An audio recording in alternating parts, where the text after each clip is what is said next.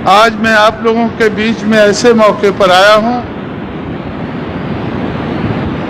आप लोगों को अपने ऊपर भरोसा कायम कराने के लिए आप लोगों के बीच में आया हूं। आप लोग जानकार लोग हैं, हर प्रकार से जानकार लोग हैं, लेकिन जानते हुए भी अपनी जिम्मेवारी को आज तक उस पैमाने पर नहीं निभा पाए हैं जिस पैमाने पर निभाना चाहिए था। ये काम अभी बाकी है। जानकारी का काम तो बहुत कुछ हो चुका है। मैं आज अमरावती की तरफ से आते वक्त, आरवी की तरफ से आते वक्त,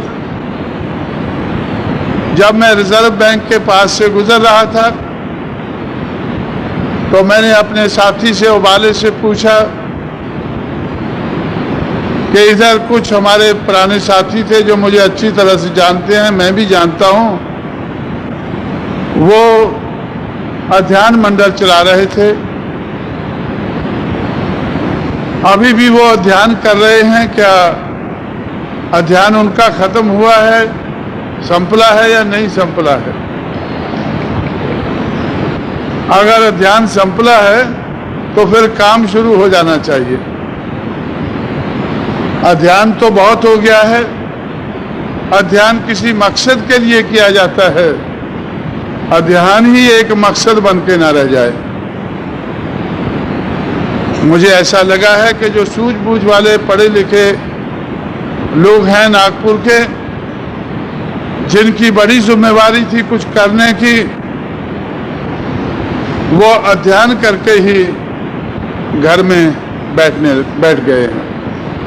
जब कुछ पैसा इकट्ठा हो जाता है तो सोचते हैं कि एक खोली और बना लो। अध्ययन करने के बाद खोली बनाना, तो भाई खोली बनाने के लिए क्या ध्यान की जरूरत है? खोली बनाने के लिए एक खोली और बन जाए, एक बच्चे को और आगे बढ़ा दें, तो इसके लिए ज्यादा अध्ययन की जरूरत नहीं है। अध्ययन इसलिए किया जाता है कि अध्ययन करके, जानकारी हासिल करके, ज्ञान हासिल करके उसका किसी मकसद को पूरा करने के लिए इस्तेमाल किया जाए। इसलिए मैं नागपुर के जानकार साथियों से कहना चाहता हूं कि जो मकसद आप लोगों के सामने है, जिस मकसद को पूरा करने की आप लोगों की जिम्मेवारी है, वो मकसद अभी अधूरा है, पूरा नहीं हुआ है। मैं नागपुर में तो बाद में आया, पूना पहले पहुंचा।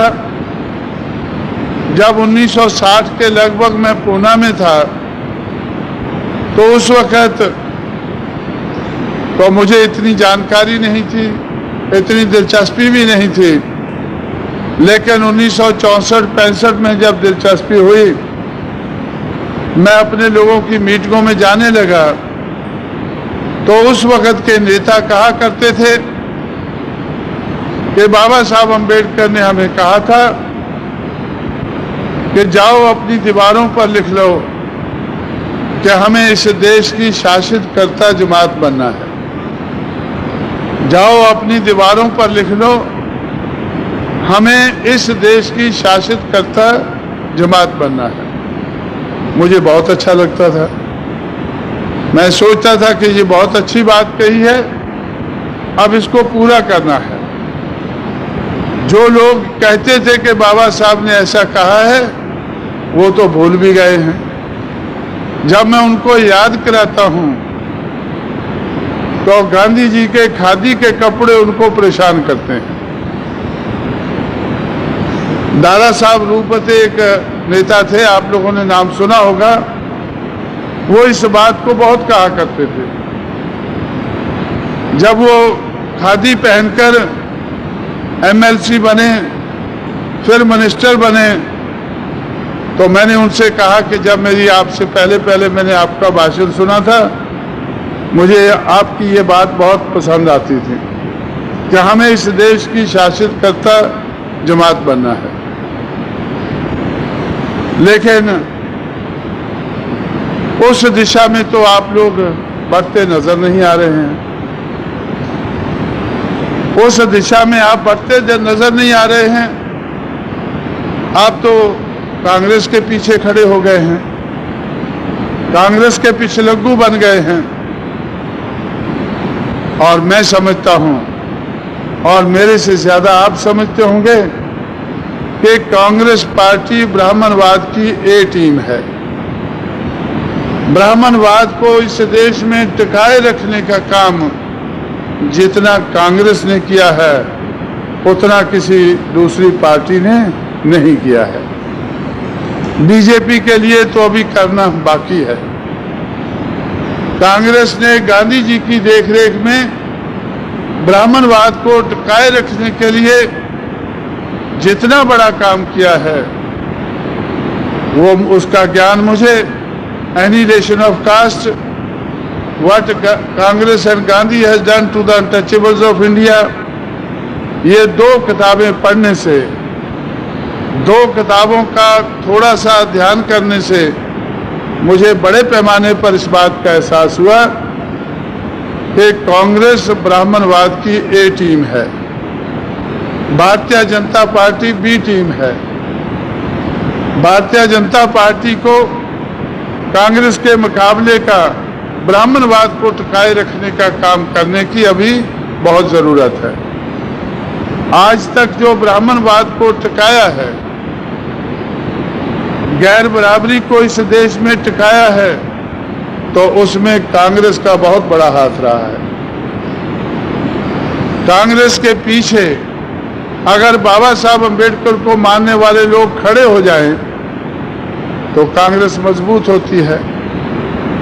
कांग्रेस के पीछे ये क्यों खड़े होते हैं कि कांग्रेस एक मजबूत पार्टी है। रिपब्लिकन पार्टी, बाबा साहब की पार्टी कमजोर पार्टी थी। कमजोर पार्टी को छोड़कर कांग्रेस के पीछे खड़े हो गए, कांग्रेस और मजबूत हो गई। मेरा ये पहले से विश्वास था।